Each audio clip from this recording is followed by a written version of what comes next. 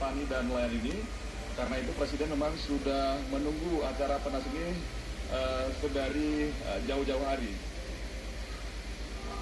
Presiden Jokowi tadi dalam sambutannya juga sempat membahas masalah harga jual jagung, ya, di mana pada masa pemerintahan Jokowi harga jual jagung petani meningkat menjadi 3.700 per kilogram, ya. Nah, kalau misalnya dulu harga jagung sangat anjlok menurut Presiden karena impor yang cukup besar, ya. Misalnya saja pada tahun 2016 ini harga impor jagung maksudnya pada tahun 2016 impor jagung ini sudah jauh menurun menjadi 900.000 per ton dibandingkan pada tahun 2015 lalu impor jagung ini mencapai 3,6 juta ton pada tahun 2015. Penurunan impor ini menurut Presiden Jokowi karena kerja keras dari petani.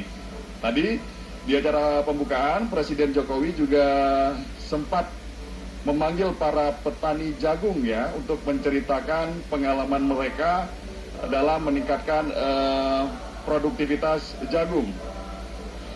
Nah, para petani yang diminta Presiden untuk maju ke depan untuk menceritakan keberhasilannya menanam jagung, ini ada petani dari Sampang, Madura, terus kemudian juga ada petani dari Maluku.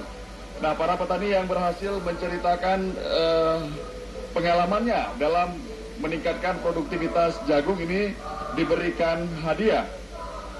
Selain petani jagung, tadi para petani yang lain juga diminta Presiden untuk maju ke depan panggung untuk menceritakan keberhasilannya. Ada petani kakao, ya.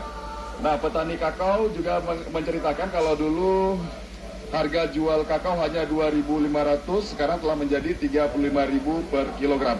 Dan saat ini, Zakia, prosesi acara pembukaan Pekan Nasional Petani dan Nelayan sedang berlangsung. Setelah ini nantinya Presiden direncanakan akan mengunjungi area gelar teknologi sekaligus untuk memanen tanaman yang sudah ditanam oleh panitia jauh-jauh hari. Zakia. Baik, Al-Hadi Habibi, terima kasih atas informasi Anda.